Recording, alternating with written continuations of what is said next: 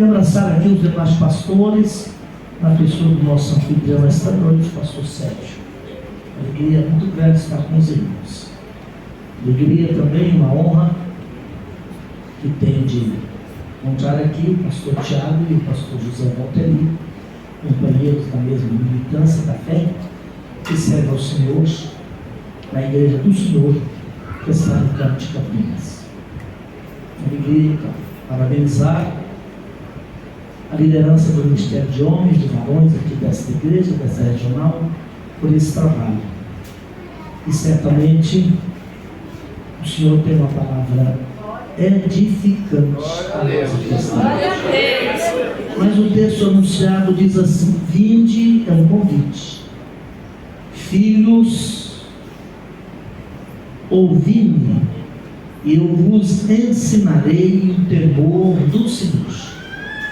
Versículo 12. Quem é o homem, quem é o varão que deseja a vida e quer longos dias para ver o bem? Guarda a tua língua do mal e os teus lábios de falarem dolosamente. Aparta-te do mal e faze o bem. Procura a paz e empenha-te por alcançá-la. Os olhos do Senhor estão sobre os justos e os seus ouvidos atentos ao seu clamor. A face do Senhor está contra os que fazem o mal, para desarraigar da terra a memória deles. Os justos clamam e o Senhor os ouve e os livra de todas as suas angústias. Pois perto está o Senhor dos que têm o coração quebrantado, e Ele salva os contritos de espírito. Muitas são as aflições do justo, mas de todas elas o Senhor o livra. Amém. Senta aí e por um instante ouça a palavra do Senhor. Glória a Deus, aleluia. Meus irmãos, o tema aqui, Ministério de Homens e Varões aqui da Regional 6, Ministério Jardim América, Assembleia de Deus, Ministério Jardim América. Como está aqui nessa expressão, eu recebi antecipadamente, para nele meditar e permitir que o Espírito Santo o fizesse calar primeiramente no meu coração, para que eu pudesse, ainda que modestamente, compartilhar algo da parte de Deus com a igreja do Senhor aqui, mas diretivamente aos varões que aqui estão, aos homens que aqui estão. É uma petição. O tema é: quebranta-me, Senhor. Este é um dos salmos de Davi, e ele foi escrito num contexto de muita aflição da vida deste homem.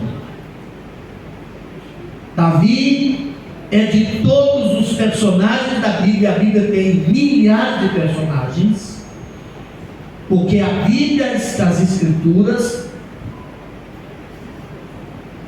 é a palavra de Deus, e as Escrituras são a palavra de Deus, trazida a nós, revelada a nós, através da agência de homens, e não apenas da agência da instrumentalização de homens, mas envolvendo a vida de homens e varões, que deixaram seus nomes registrados aqui nos anais da história sagrada.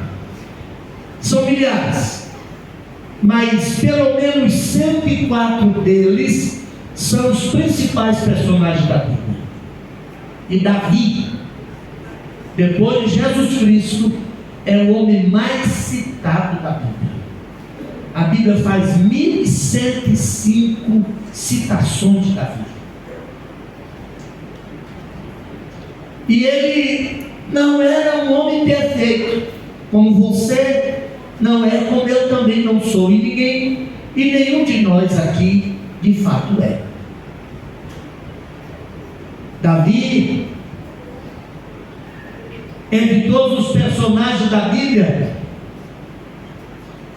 aquele que teve que privar, tolerar, sofrer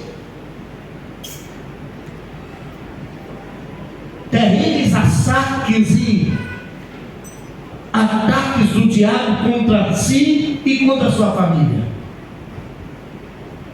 Parece até paradoxal, mas Davi é o único homem da Bíblia que teve que conviver com estupro entre irmãos, entre filhos.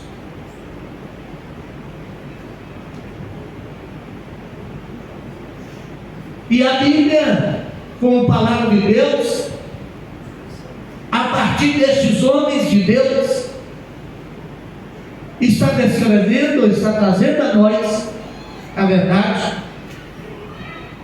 e a verdade incontestável, que nós, seres humanos, filhos de Adão,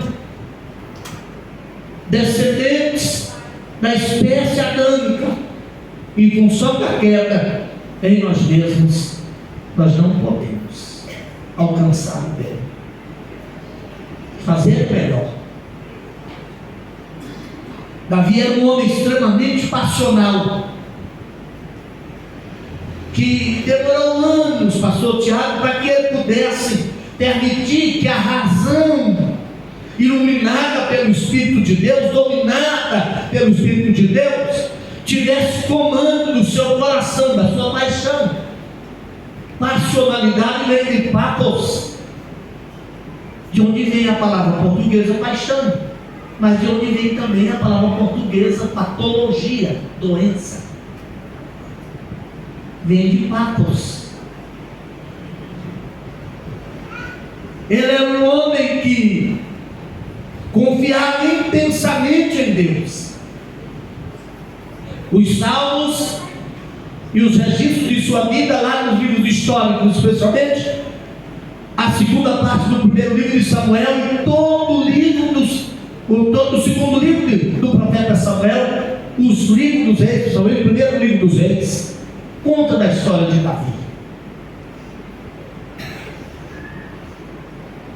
Ele chegaram um dia no campo de batalha, sem ter passado pela treinação, pelo treinamento militar, pela adequação ao serviço militar, como um garoto de recado. Ele foi enviado lá pelo seu pai para levar uns queijos, sei lá, uns iogurtes para Parmalat lá para os demais irmãos dele, Abinadab, Samá e Eliabe. Os irmãos mais velhos, estavam lá na batalha com Saul, sob o comando de Abner, filho de Ner, que também era sobrinho de Saul, filho de Gui, da tribo de Benjamim. Ele chega lá, por ser um homem passional, um homem de ação, ele vê tudo aquilo e pergunta: o que é isso aí? Porque no momento que ele chega, foi exatamente que os exércitos e as tropas estavam se arregimentando para a batalha, e se erguia mais uma vez lá do outro lado do vale o Golias, duelista de aluguel, homem de Gatos. Incrível, né? Gatos. Pastor Walter é uma daquelas cidades que Israel, por descuido, eu vou usar uma palavra mais forte ainda, por desobediência, não cumpriu o mandato de Deus, é onde está hoje aquele Hamas que atacou, porque Palestina vem de Palestina, e Palestina é a palavra filisteus na Bíblia. Os romanos botaram no nome de Palestina, e esses palestinos, que eram os filisteus da Bíblia, vieram da ilha de Cator e eram de origem grega. Nunca existiu a cultura e nem a raça e nem a etnia palestínica. Por isso que a ONU nunca aceitou que é um estado palestino lá. E essa turma já perto de Israel há muitos anos, muito tempo. O homem que estava enfrentando Israel naquele dia era lá de Gatos. Eles tinham 5 cidades lá. Era uma planície muito fértil no sudoeste da Palestina. ou na terra de Canaã, que era Gate, Ecrom, Asdod, Askelon e uma outra cidade lá que me passou. E ele levantava lá e Davi perguntou: o que é isso aí? Eles disseram. Davi, naquele dia, ele chega ao arraial do exército de guerra, ao arraial de guerra, com um garoto de recado, e volta para casa como herói de guerra. Aleluia. Sabe o que acontece? Nós vamos ver isso aqui, nesse texto aqui. O dia que Davi chegou lá no arraial de guerra, 40 dias, imagina só o custo para manter 2 exércitos encastelados ou parados, ouvindo o discurso de um único homem, que todo dia de manhã e à tarde levantava e dizia: Davi, homem. Mas parece, pastor, que faltava homens no arraial dos homens. Hoje a cultura pós-moderna, a cultura atual, está eliminando, desvirilizando os homens. É um bando de homens. Eu e os homens, mas só que nós falamos isso. É um bando de malemolentes.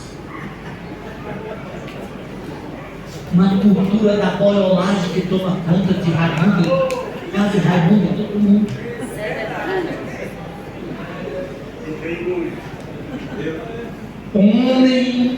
Homem que ama a vida, que deseja ser usado por Deus como Davi, precisa entender umas verdades aqui.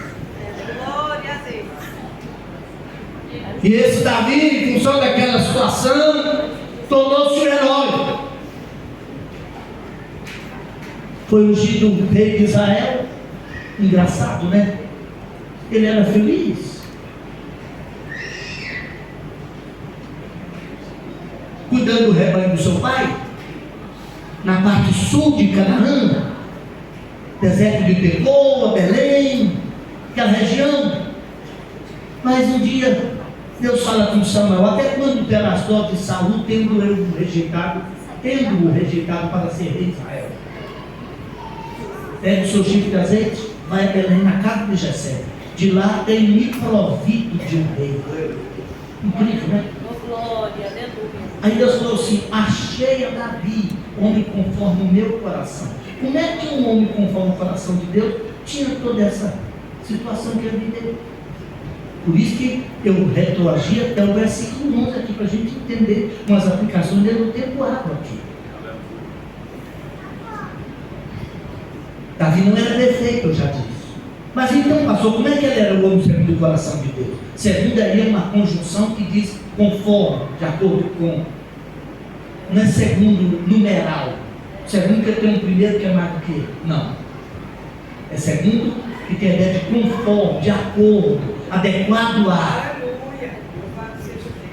Porque quando Israel pediu um rei, Deus, por concessão, permitiu Israel escolher um rei. Escolheu ter o olhar humano, a aparência. Por isso que a Bíblia faz questão de registrar que quando ungiram Saul, da tribo de Benjamim, olha, Saul sobressaía de todos os homens assim, do ombro para cima, do ombro para cima. Quer dizer, é uma escolha pela aparência. Aí Deus disse para Samuel: você vai lá ungir outro rei, mas cuidado.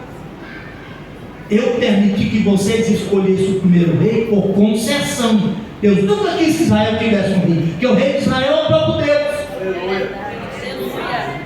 E às vezes a gente não aprende lições na vida porque insistimos com Deus em coisas que Deus não quer nos dar, porque Ele sabe o melhor para nós. Evidentemente Ele não deixa nenhuma oração sem resposta, mas nem sempre Ele responde sim. Ele pode responder não. Ele não atende todo o desejo da gente. A Bíblia, aliás, nunca prometeu isso. Nós é que tomamos certos textos da Bíblia e montamos uma coisa assim mais ajeitada. Imagina, na Bíblia nunca afirmou que Deus satisfaria os desejos da nossa vida. Alguém poderia perguntar: mas pastor, e o Salmo 37, 5 diz: olha, entrega o teu caminho ao Senhor, confia nele, ele tudo fará. Olha, entrega o teu caminho ao Senhor e ele satisfará o desejo do seu coração. Mas não tira o versículo do contexto. Davi está virado, porque feliz lá no rebanho, agora foi escolhido o rei, a vida atrapalhou. Só Saul perseguiu Davi 13 anos.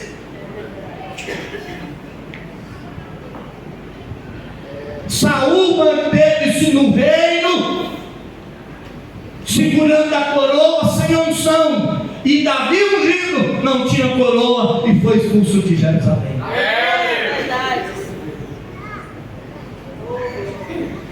E Deus falou para Davi naquele dia está virado, como também o salmista Asaf no Salmo 73, dizendo assim: olha, mais ou menos, o que adianta ser crente, o que adianta ser o Senhor? É o ímpio que prospera. Deus falou: se Davi abandonar ele furou para lá. Não fica preocupado demais com essas questões, não.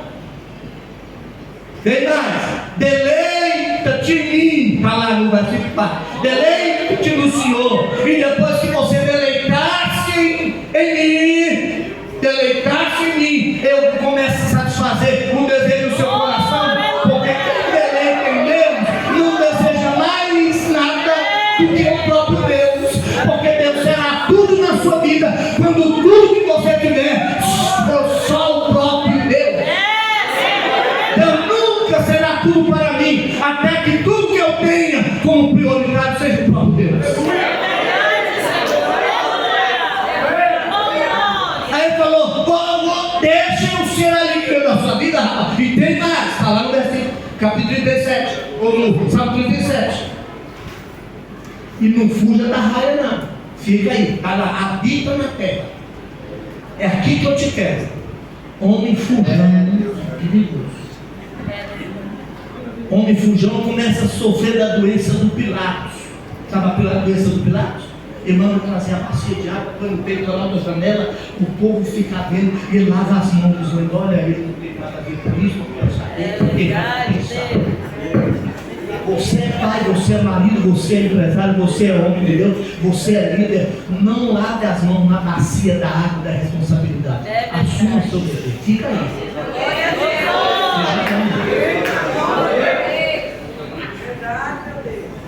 E Deus falou para Davi assim, falou para Davi: habita na terra, alimenta-te da verdade. Não quer dizer, ainda que todo mundo à sua volta viva da mentira e se alimenta da mentira, a ti compete alimentar-se da verdade. Aí vem o versículo 5: entrega o teu caminho. Olha essa palavra, teu, pronome possessivo da segunda pessoa do singular. Tudo é de comigo, meu, me comigo, seu. Ele disse assim: como se dizer rápido, Davi, entrega o que diz respeito a ti, para mim, o teu caminho. Você não dá conta de resolver a sua vida pessoal, você está preocupado com o mundo, deixa que o mundo eu resolvo. É verdade. Entrega o teu, o que diz respeito à particularidade da sua vida. Entrega isso pessoalmente para mim. Entrega o teu caminho. Por isso, você vai encontrar uma versão da Bíblia que no mesmo versículo 5 do Salmo 33 diz: entrega o teu caminho ao Senhor, e o mais, deixa para lá. E o mais, ele fará. Se você tem dificuldade de resolver os problemas da sua vida pessoal, como é que você quer resolver o problema do mundo? Concentre-se naquilo que Deus te deu, naquilo que Deus chamou. Porque se cada um de nós nos responsabilizarmos pela nossa vida, a nossa casa e o nosso lar, isso vai refletir uma dimensão maior na sociedade. Alguém diz muito acertadamente: se todos os moradores de determinada rua varressem a sua calçada, a rua toda ficaria limpa.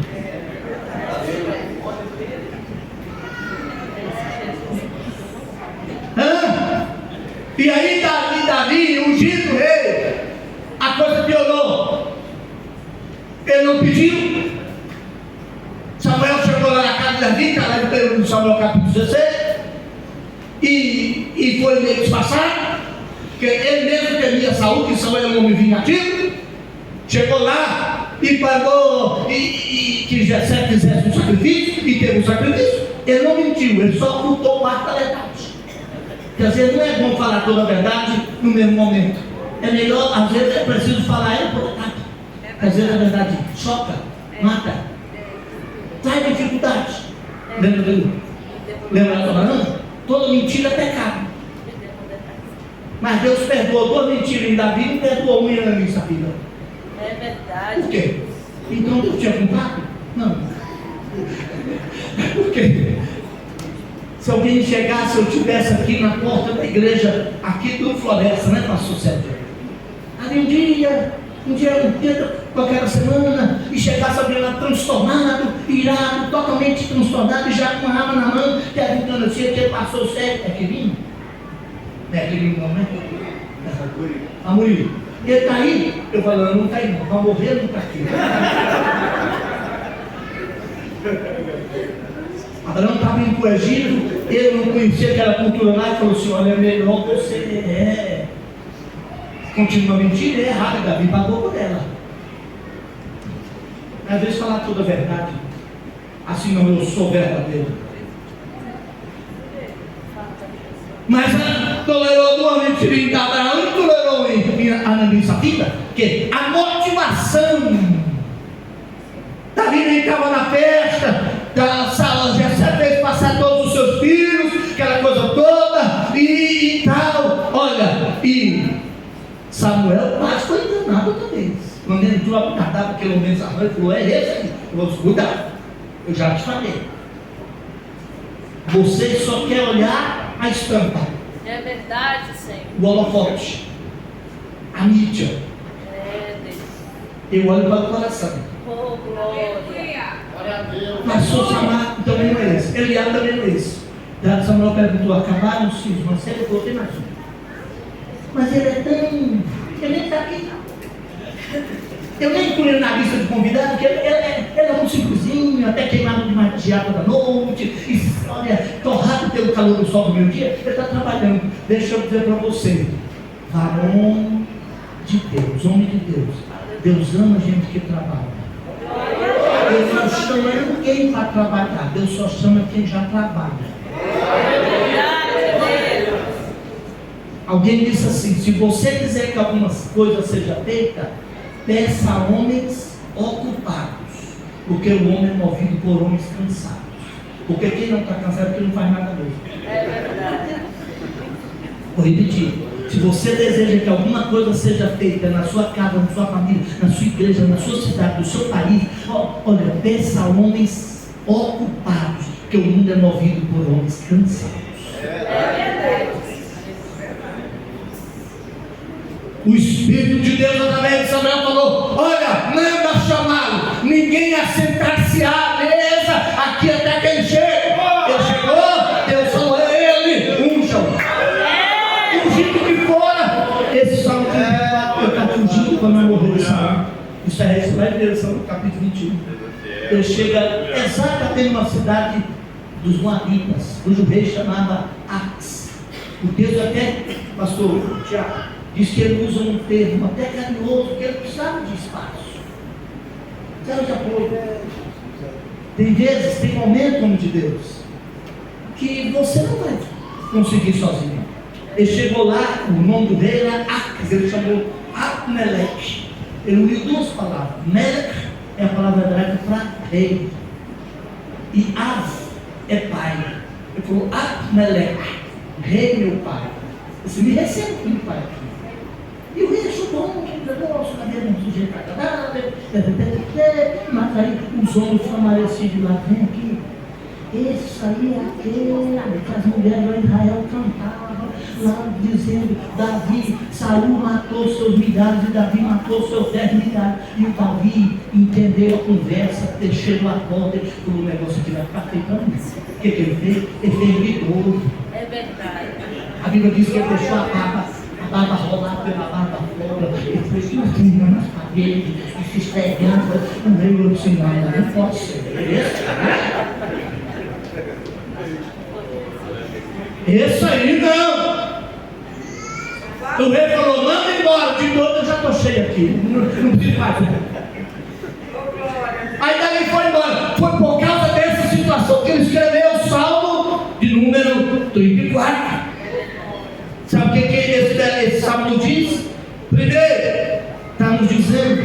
Eu já aplico aqui 3 verdades, 4 verdades e vou parar, para não passar agora. Porque a Bíblia a gente não para nunca, não acaba. Eu estava falando ontem. Recentemente eu estava pela 4ª vez em Belo Horizonte, lá na missão, Escola Bíblica de Obreiro, e a Escola Bíblica de Obreiro, que é a 79ª edição, 79. Oh, glória. Mas também eu vejo na placa lá na parede daquele igreja, eu vou lá desde 90 e qualquer coisa, desde que eu morava em São Paulo, está lá, inaugurado em 1927. Daniel Beck foi pastor lá, pastor, já. Ele começou a trabalhar. E a gente tem que parar. Eu estou há 35 anos no ministério, lidando com Bíblia, ensinando Bíblia, falando Bíblia, e às vezes faz de segunda a segunda. A gente tem que parar, botar um ponto, porque não acaba nunca. Não tem como acabar. Se a gente for falar da Bíblia aqui, desse salmo de Davi, e das verdades que esse salmo tem, a gente vai para meia-noite, 2 horas da manhã, e vai ter que parar sem acabar. Porque quando a Bíblia revela Deus. Mas aí qual é a grande verdade desse salmo aqui? Primeiro, ele é um salmo que retrata um momento de desespero que todo homem pode passar. Deixa eu dizer para você, não seja romântico para com a vida. Alguém disse que a Bíblia nos faz uma proposta complicada, ou seja, difícil. E os primeiros 100 anos são os mais complicados. Quem passa com 100 anos? E como ele é mesmo já. Viver é para quem tem coração forte. Viver não é para gente covarde. Para quem tem medo. Viver é ter coragem suficiente para assumir riscos. Não é um risco buscado nem desejado, mas quem põe um carro para viajar, porventura, sozinho ou com a família para algum destino, ele tem que pelo menos contar com a possibilidade de um acidente, pois é a possibilidade de acontecer um acidente que vai torná-lo mais cauteloso, prudente na ultrapassagem, prudente no modo de dirigir. Homem de Deus, varão aqui essa noite, não busque facilidades. Busque tornar-se sintonizado com o coração de Deus através do que o versículo 18 vai dizer. Perto está o Senhor daqueles que têm o coração quebrantado. A diferença de Davi, a despeito de todos os problemas que ele vivenciou, não, eu já disse, eu fui a perfeição, mas é porque ele tinha um coração quebrantado e um espírito contrito. Mas há uma outra verdade aqui. O Salmo insiste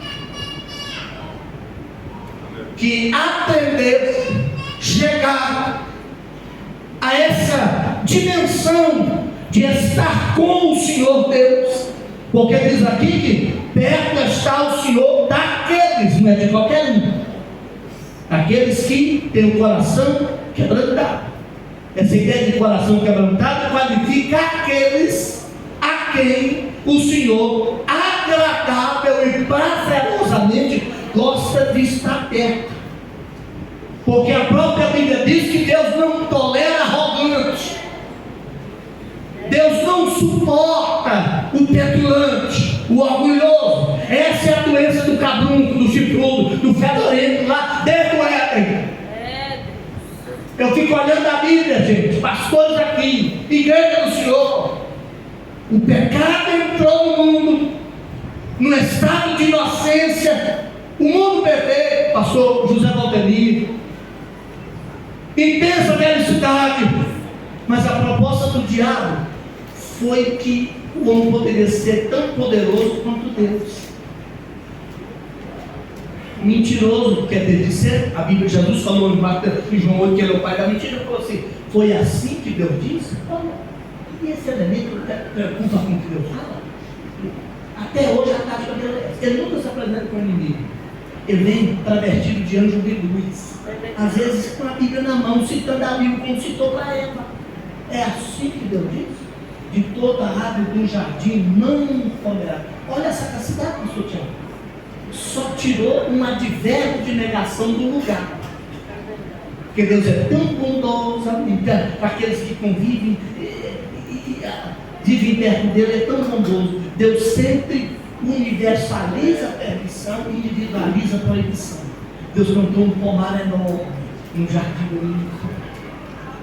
A Bíblia não diz que o jardim era o Éden. A Bíblia diz que Deus plantou um jardim no Éden. O Éden era todo mundo antes do pecado. O mundo todo era o Éden. Porque Éden é a palavra para paraíso. Esse grande Éden, Deus plantou um jardim. Aleluia. E Jesus plantou um jardim novo. Está aí na sua Bíblia. Pode olhar, Gênesis 2:15. Não agora que você não tem tempo. Eu também não tenho, que já estou passando por aí.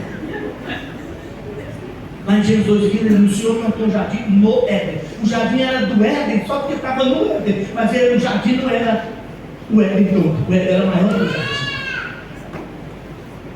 Deus plantou muita árvore e falou: Senhor, de toda a árvore do jardim comerá livremente. Deixa eu ler para você, varão. Esse salmo aqui, e a Bíblia de Davi está nos ensinando que nós vamos aprender a louvar ao Senhor no hino de louvor e gratidão. Aprendemos a pessoalmente nos relacionar com Ele, porque Ele é mais bondoso, muito mais bondoso e prazeroso em abençoar do que castrar prazer e proibir desejo. Tem uma mentalidade errada aí. Eu cresci na igreja, estou na igreja desde que eu sei das salvas. Eu disse agora há pouco, tocando trombeta aqui, e o pastor Sérgio vai puxar o paletó depois, se quiser até a orelha, não tem problema não. 35 anos isso é pastoral, mas eu passei por isso. Eu observo que tem uma mentalidade nas Assembleias de Deus, esses anos que eu estou na igreja, de eu assim, não vou para a igreja não, que a igreja não proíbe não. Deus não te proíbe nada. Você pode até subir lá no pote e meter o corpo no asfalto, problema seu. Não vai ser bom, vai achar. Mas você pode, você é livre para isso. A Bíblia não trata do que eu posso, a Bíblia trata do que eu devo. Trata do que eu devo em função do que eu sou. Agora, em Deus e para Deus. Não. E o diabo falou assim, não. Deus é caçador de praga. Não, olha, quantos jovens que tocaram comigo na banda, sentaram na escola do dominical e não foram para o mundo, muitos deles nunca mais voltaram. São alcoólatras inveterados, outros bagunçaram a vida, que eu tinha aquela ideia, não, igreja, Deus proíbe não. Deus te dá um mapa, Deus te dá um manual para a vida. E eu vou falar dele assim para encerrar, se eu conseguir falar. Mas você pode o que você quiser. Eu posso, em termos de possibilidade, ou liberdade, sair daqui com essa camisa suada de pastor. Eu posso, em termos de possibilidade, procurar uma vagabunda qualquer e ir para um hotel ou uma tela. Eu posso, mas não devo. Em função do que eu sou, do compromisso que eu tenho com o ministério, o compromisso que eu tenho com a igreja, o compromisso que eu tenho com a sociedade. Eu posso. Tira da sua cabeça essa ideia que Deus é caçador de prazer e que não. O diabo chegou lá, é assim que só mudou a palavrinha, não tem um advérbio de negação do particular para o geral. Ora, então a gente precisa, o Salmo está dizendo aqui, a partir do versículo número 11 que nós lemos, está dito aqui, olha, vinde filhos. É muito pessoal isso aqui, é muito íntimo isso aqui. Vinde filhos. É aqueles que pertencem ao Senhor, vinde filhos e aprendei. Olha aqui. Oh, aleluia. E eu vos ensinarei o temor do Senhor. Gente, o que é o temor do Senhor? Temor do Senhor é uma atitude de alma e de coração.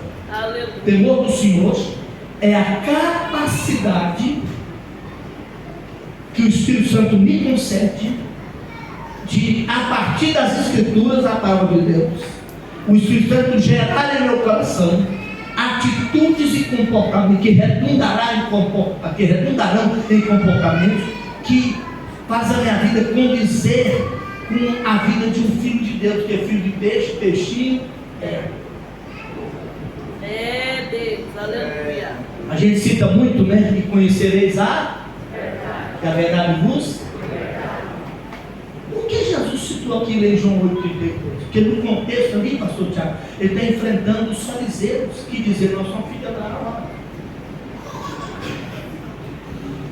Nós somos o pai Abraão e nós somos de liberdade para Abraão. Eu falei assim: aquele dia Jesus estava feliz. Jesus estava, vocês não são filhos de Abraão. Porque se fosseis filhos de Abraão, farias as obras de Abraão. Porque o filho faz a obra do pai, carrega o DNA do pai. Tem os traços biológicos, os genes, o DNA do pai. Mas vocês são filhos do diabo. Meu Deus! Qual a verdade que eles sabem conhecer? A verdade sobre eles mesmos, de homens pecadores, a verdade quem eles de fato eram. E aí, o texto está dizendo que o Senhor está dizendo: olha, filhinhos, vinde, eu vos ensinarei. É pessoal. Ensinar o que? O temor do Senhor. O temor do Senhor é essa atitude da alma, que ele voluntariamente, como homem de Deus, como servo do Senhor, escolhi, decidi viver a vida conforme, de acordo, os preceitos, os padrões de Deus. Por isso que o Salmo 108 vai dizer: feliz é o homem que tem a quem? O Senhor. Então não é qualquer homem, é só o que tem. É Deus, É por isso que a coisa tem que ser pessoal, tem que ser filho. Não adianta esperar algo bom de alguém que não tenha sido tocado pela poderosa e transformadora mão de Deus para arrancar dos porões da alma dele toda malignidade e toda maldade e implantar lá a nova natureza pela regeneração do novo nascimento, porque ninguém é bom senão Deus. É aí que a gente está nesse tempo. Eu estou indo agora recentemente, no mês de novembro agora, para a Escola Bíblica da Convenção do Triângulo Mineiro aí. Berlândia ou Araguari, uma coisa assim. O tema deles é o líder cristão, o obreiro cristão, os desafios da contemporaneidade. Eu escrevi o material, mandei para eles vão montar uma apostila, só do meu material, tem outros professores por lá também, de outros lugares. E nós estamos abordando lá. Por causa da palavra contemporaneidade, fala de tempo. Precisamos conhecer a verdade. Primeiramente, Jesus falou lá sobre Deus, a verdade vertical, a verdade sobre nós mesmos, quem eu sou, para que eu não ponha o pé em laçada, e eu não entre em canoa furada, e não meta a mão em cumbuca. Eu sei quem eu sou, e você sabe quem você é. Só tem dois seres nesse universo dos quais nós não podemos fugir: é de nós mesmos e de Deus. Você sabe quem você é. Eu também sei, e Deus também sabe. Às vezes a gente, para poder fazer de bonito e sair bem na vida, a gente põe uma maquiagem, né? As mulheres usam mais os cosméticos. Por que cosmético? Cosmético vem da palavra grega cosmos, que é a palavra para mundo organizado. E cosmético é aquilo que a pessoa passa na cara para dar uma organizada, para não ficar mais uniforme. Aí tem cosmético. E a gente tampa defeito, esconde alguma falha, mas para Deus não adianta. A gente vai com fubá com polifone e com defeito. Não adianta. Glória, aleluia. Então a gente tem que temer ao Senhor essa atitude de alma que precisa redundar na vida. Feliz é o homem que teme ao Senhor, mas não apenas teme, ele anda, comporta, ele age conforme os preceitos do Senhor. E eu estou falando aqui para varões, e nós estamos pedindo aqui esta noite, especialmente vocês, quebranta-me, Senhor, porque o coração quebrantado é também ensinável. Por isso diz assim: vinde, e eu vos ensinarei o temor do Senhor. E desejo mais aqui na conclusão e encerrar. O temor do Senhor, o Salmo vai nos ensinar que à medida que eu aprendo e abraço o temor do Senhor, eu aprendo uma qualidade, uma atitude, uma essência da vida chamada sabedoria. Porque tem gente que pensa assim, sabedoria é saber muito, não. Sabedoria é saber viver sabiamente. É verdade. Tem gente que a vida, vou usar uma profissão desse, a vida melhorou muito no sentido de facilitações. Eu fui tirar da cama várias vezes, 4 horas da manhã, para ir com o papai. Ou levantava, ou tinha duas opções, ou levantava ou levantava. E o chicote de couro no meu braço cobriu o ombro. Só que eu não fiquei também. Não tinha bullying naquela época, não tinha mimimi. O cabra era homem, não era homem. É verdade. Não tinha esse negócio de passar maquiagem, não. Meu pai costuma dizer, couro de macho não dá primeira. Couro de macho não dá primeira. Levantava 4 da manhã para ir para a roça no mês de junho, maio, arrancar feijão. Porque você sabe que arrancar feijão tem que ser antes do sol, né? Entornar sabu, porque quando o sol já está arrebentando mamona, você vai puxar um pé de feijão, arrebenta as vagens tudo e o grão de feijão que está no chão. Então tem que arrancar e vai no cara. E sabe o que acontece? Naquela época a vida era mais difícil. Hoje, em termos de facilitações, a vida melhorou, mas o ser humano não melhorou. A pessoa humana não melhorou.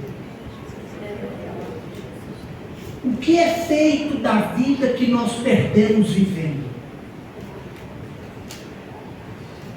Porque, pastor, está aqui, ó, eu vou ler de novo. Está bem claro aqui, ó. Vinde filhos, ouvi eu vos ensinarei o temor do Senhor. Quem é um homem que deseja a vida? Eu quero viver. Nós precisamos viver. E só tem uma forma de viver, vivendo.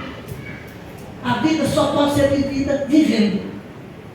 E paradoxalmente, eu só posso viver uma vida que é vivida, e enquanto se vive, ela vai acabando.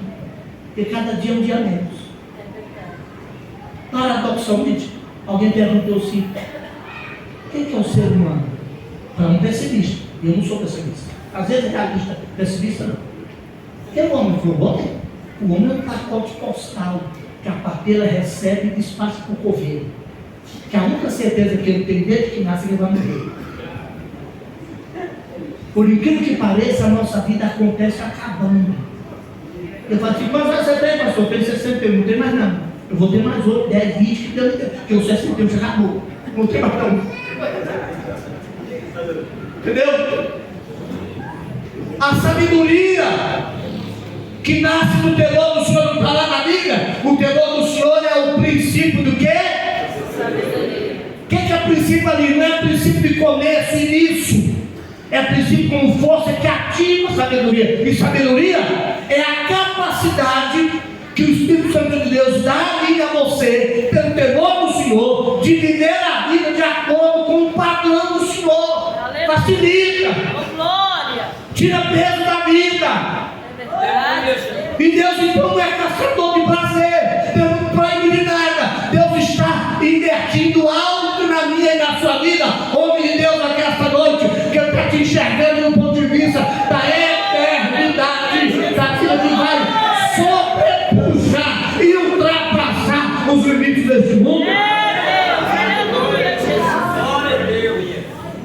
Então, alguém falou: quem sabe? Salomão falou isso, né? Lá no livro de Provérbios, é o Eclesiastes, não sei.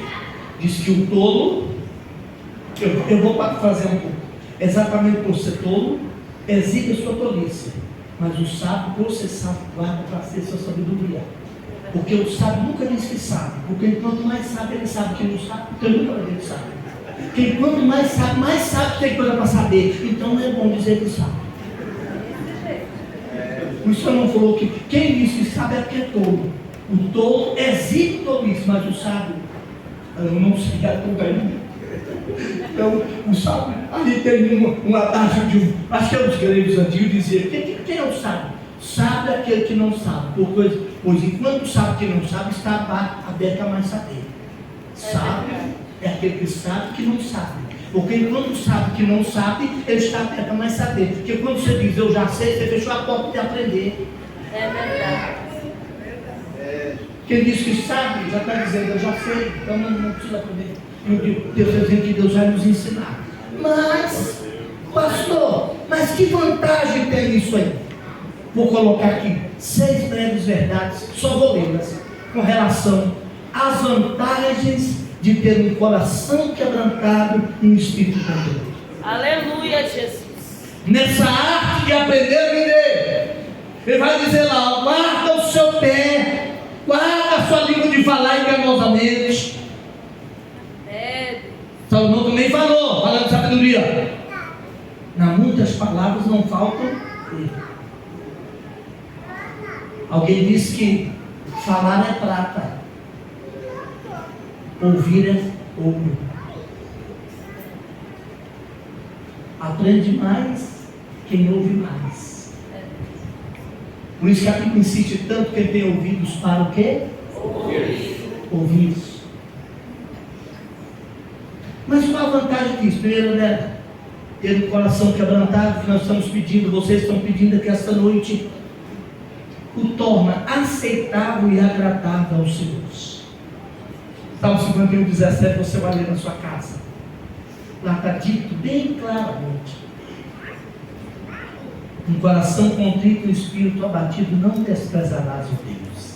É verdade. Segunda vantagem de ter um coração quebrantado, além da promessa garantida que o Senhor vai estar sempre perto, um coração quebrantado é um lugar adequado para a habitação de Deus. Aleluia. Diz que o Senhor está perto.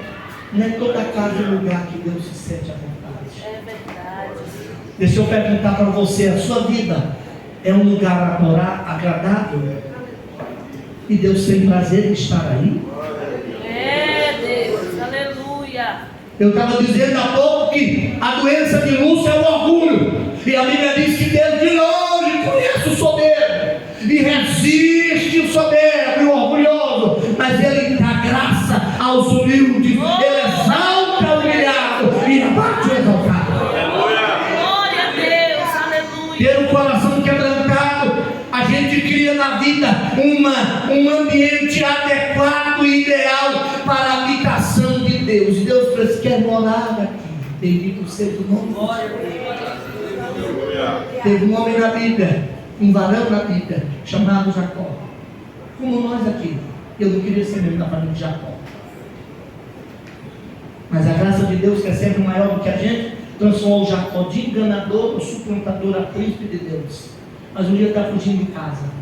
Como é que um homem foge de casa? Um filho foge de casa. Fugiu de casa deixando o pai entristecido, com o rosto virado para a parede, eu penso chorando, porque o filho se tornou um personagem.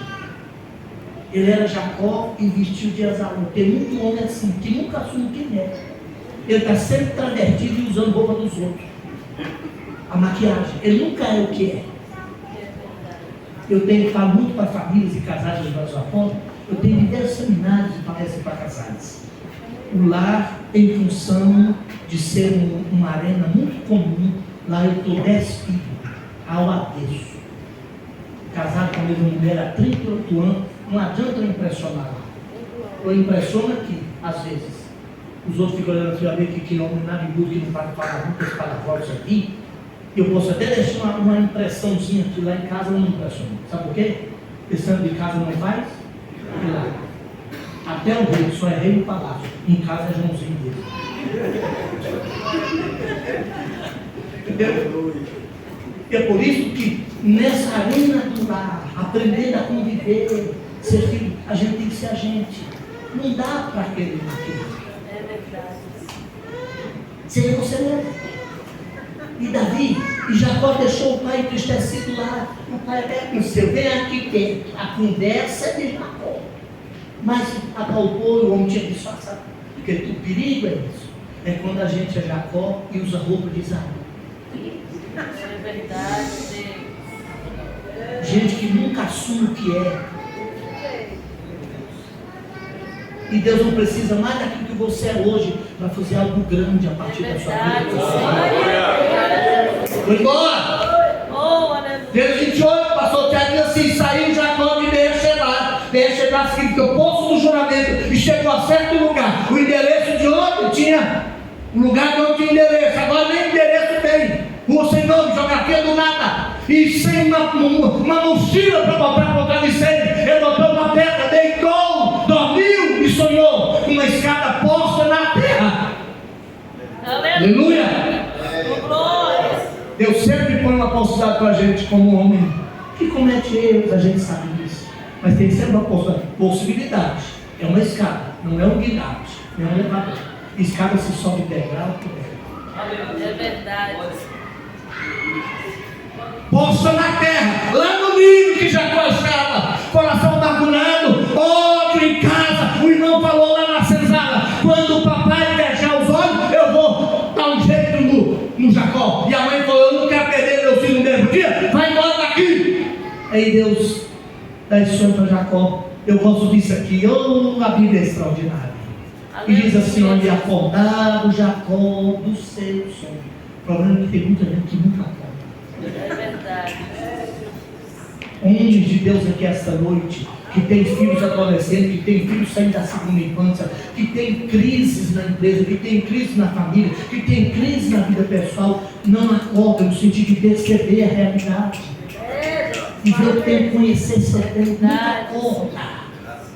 Tá tomando uma drogazinha qualquer, não é droga aquela que lá da garrafa e nem que cheiro não, uma droga qualquer para tirar você, porque droga é tudo aquilo que eu ingiro, que eu assumo para não me deixar enxergar a realidade.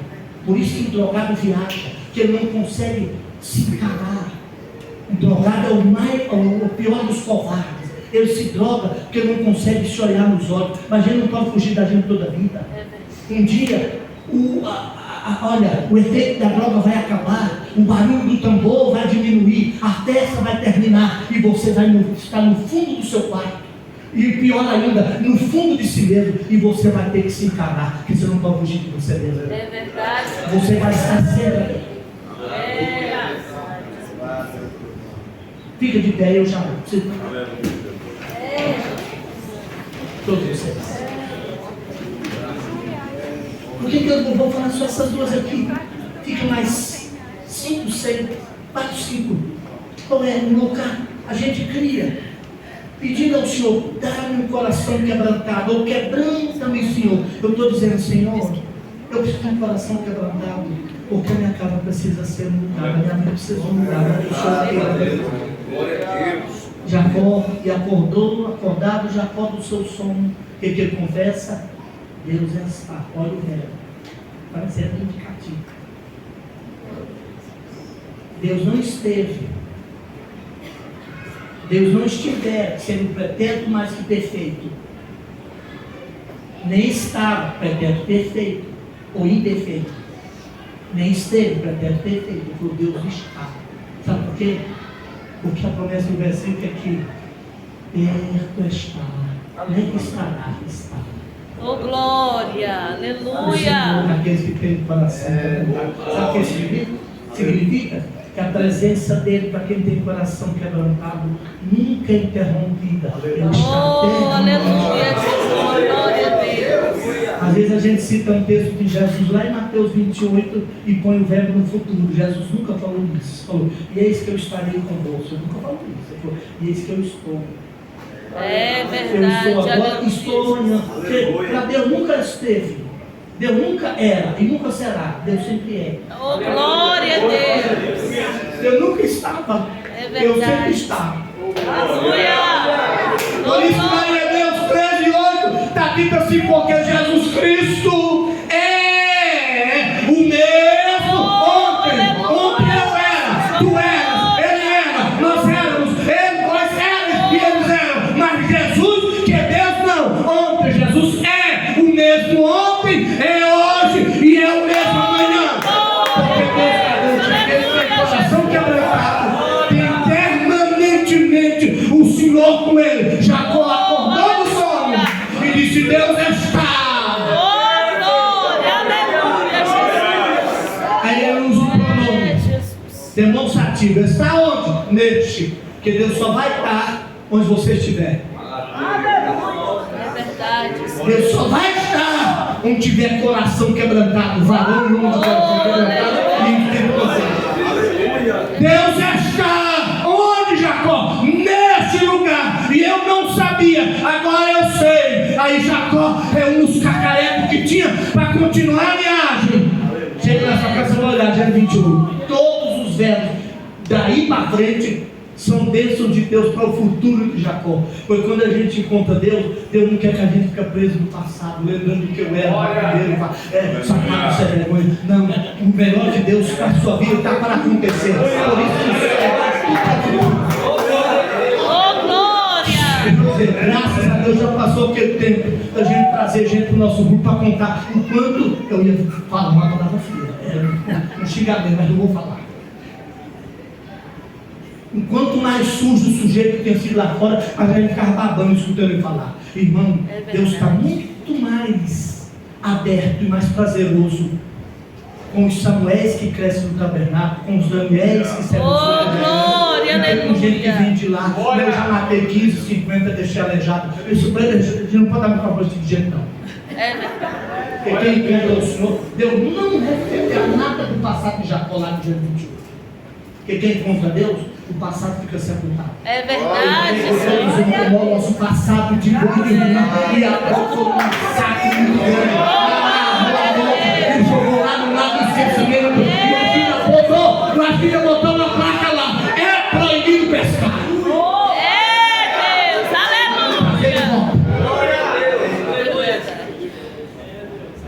E Jacó saiu dizendo de lá: quão terrível neste lugar. Esse não é outro lugar senão a casa de Deus. Por que é na casa de Deus?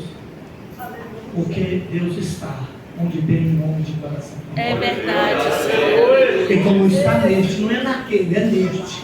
Sua casa é um lugar onde você pode dizer: Deus está neste. Oh, glória. Pai querido, Oh, Espírito. nessa noite nós subimos a tua casa aqui no Floresta. Senhor. A igreja do Senhor se reúne nesta casa de oração.